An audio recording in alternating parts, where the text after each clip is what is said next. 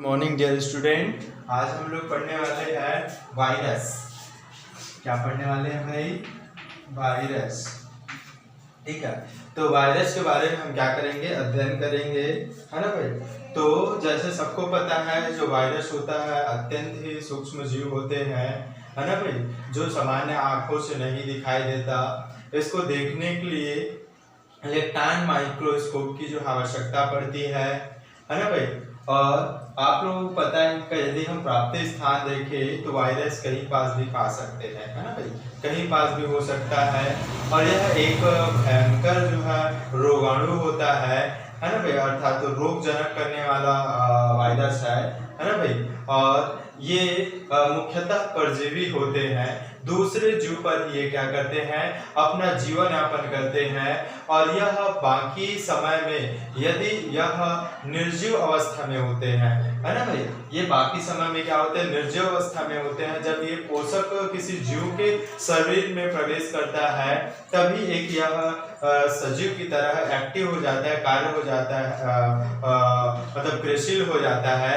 यदि इसको सामान्य कहीं पास यदि है ना भाई, दूसरे स्थान पे या किसी चीज में है ये वायरस, तब वह क्या होगा भाई? निर्जीव अवस्था में रहेगा। ये क्रिस्टल के रूप में रहता है, रवा के रूप में रहता है। ये क्रिस्टल कब होता है? जब किसी पोषक जीव के में क्या हो जाता है भाई? जीव के अंदर चला जाता है। तो ये तो हो गया जो है वायरस का जो सामान्य इंट्रोडक्शन।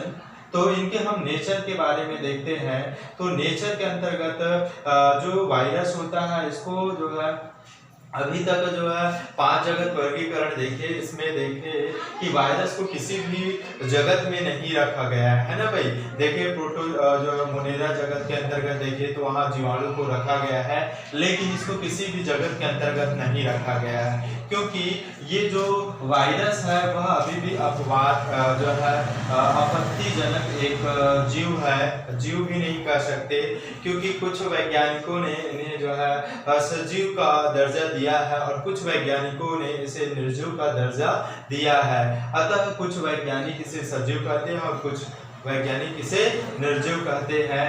तो इनका जो है दोनों गुण पाया जाता है। जब यह क्रिस्टल अवस्था में रहता है, जब किसी जीव के अंदर प्रवेश नहीं किया रहता है, तब यह एक निर्जीव की तरह कार्य करता है और निर्जीव का गुण प्रदर्शित करता है। परंतु ये अपने किसी दूसरे जीव पर संक्रमण या शरीर के अंदर प्रविष्ट कर चुका है, तब यह एक सजीव की तरह कार्य करता है। तो ये सजीव का लक्षण प्रदर्शित करता है।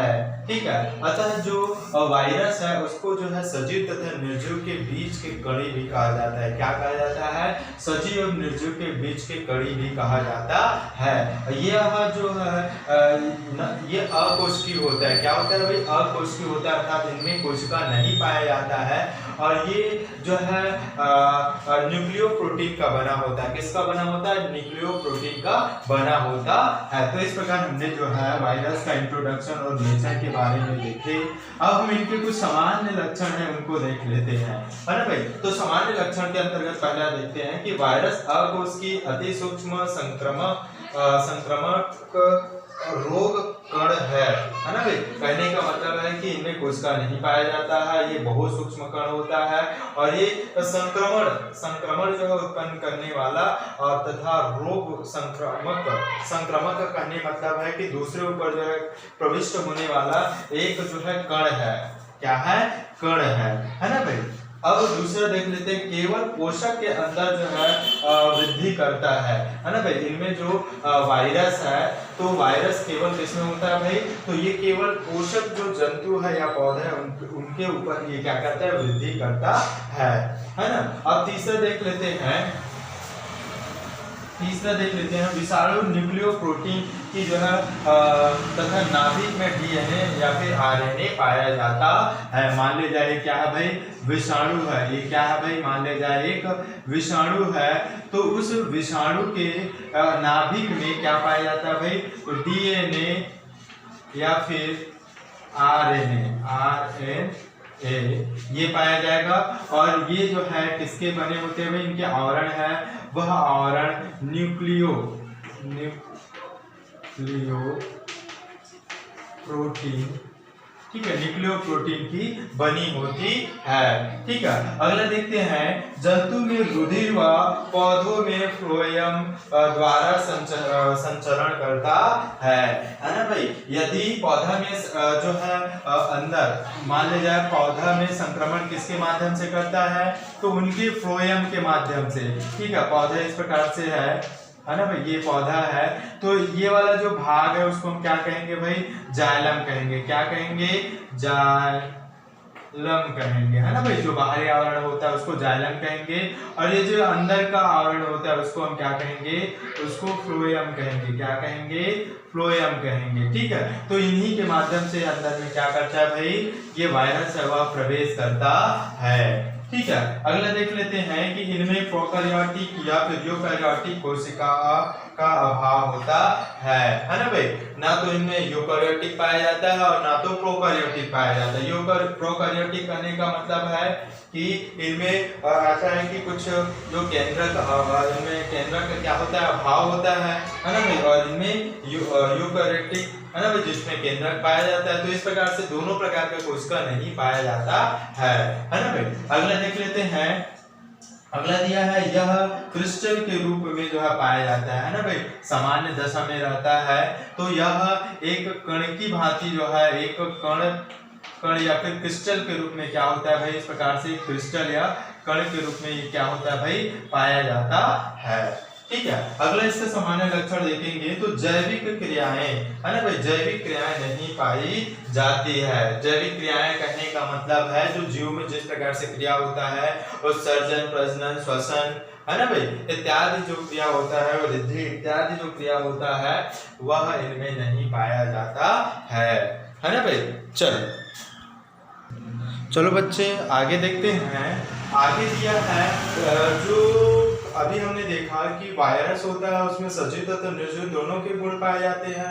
तो देखते हैं कि सजीव का कौन कौन से गुण पाया जाता है और निर्जीव का कौन कौन से गुण पाया जाता है। तो सबसे पहले देखेंगे सजीव के लक्षण कौन कौन से हैं, है ना भाई। ये क्वेश्चन आता है आप लोगों को पेपर में, इंपॉर्टेंट क्वेश्चन है ना भाई, तो इसको देखते रहिए।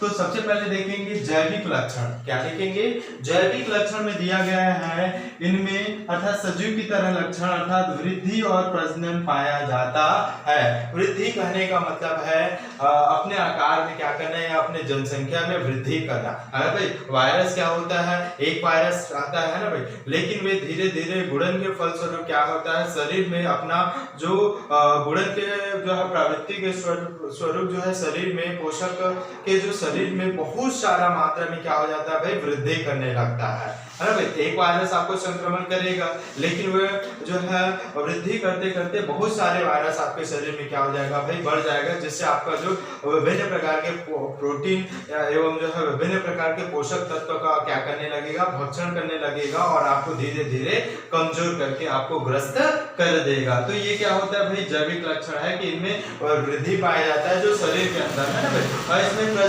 प्रजनन करने का मतलब है भाई ये जो है शरीर में क्या होगा, 1 से 2 होगा, 2 से 3 होगा, 3 से 4 होगा, जितना भी बढ़ेगा वे अपने समान जो है दूसरे जीव निर्माण कर, इसलिए इसमें प्रजनन की क्रिया पाया जा रहा है।